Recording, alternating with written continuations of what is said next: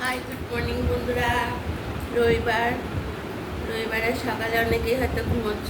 তারপরে আবার আজকে জামাই ষষ্ঠী, যাদের যাদের ষষ্ঠী আছে, ষষ্ঠীর সময় সকাল সকাল সবাই যাওয়ার জন্য প্রস্তুতি হয়ে যাচ্ছ। আজকে অনেক ভালো ভালো খাবার হবে সবার ঘরে ঘরে। বাজারে তো ভীষণ ভিড়। তো দেখুন, আমার চিকেন, অনেকগুলো চিকেন নিয়ে এসেছে। সবগুলো রান্না করবো না, কিছুটা রেখে দেবো। অনেকগুলো চিকেন নিয়ে এসেছে, সবটা রান্না করতে করলে থেকে যাবে, খাওয়া হবে না।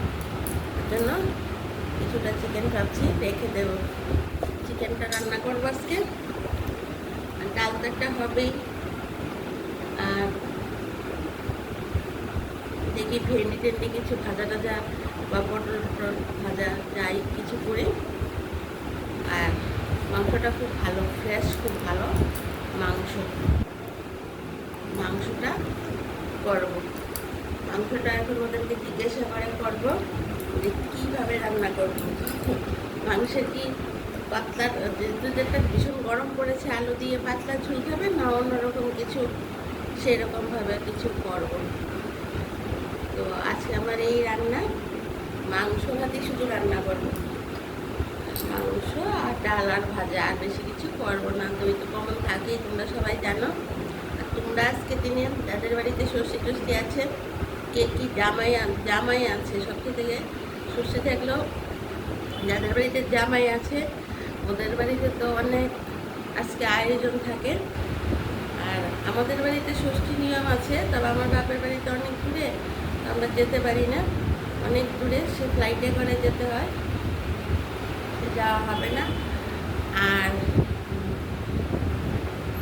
আমাদের নিয়মে মেয়ে, মানে আমার মেয়ে তার বিয়ে হয়নি, ছোট, কিন্তু আমরা মেয়েদেরকেও, মানে ছেলে মেয়েদেরকেও আমরা ষষ্ঠীর বান্না পড়াই। সেটা একটু ছোটোখাটো করে আমি একটু ঠাকুর পুজো দিয়ে ওকে একটু বান্না পড়িয়ে দেবো। আর এখানে ওই ডাল, ভাজা, মাংস, নর্মালি যা রান্না হয় তা হবে, তারপর তোমার একটু পুজো দিতে হবে। আজকে এই আমার আয়োজন। তাহলে বন্ধুরা, তোমরা আমাকে প্লিজ একটা সাবস্ক্রাইব করে দিও। তোমাদের তো সাবস্ক্রাইব করছো না, সাবস্ক্রাইব করে দেবে আর কমেন্ট করে জানাবে যে আমার ছোট্ট আয়োজনটা, নর্মালি আয়োজন, এটা ভালো লেগেছে কি না। আর আমার ভিডিওগুলি আসলে অবশ্যই দেখবে। তাহলে বন্ধুরা এখন এখানে রাখি। টাটা, আবার সবাই ভালো থাকবে।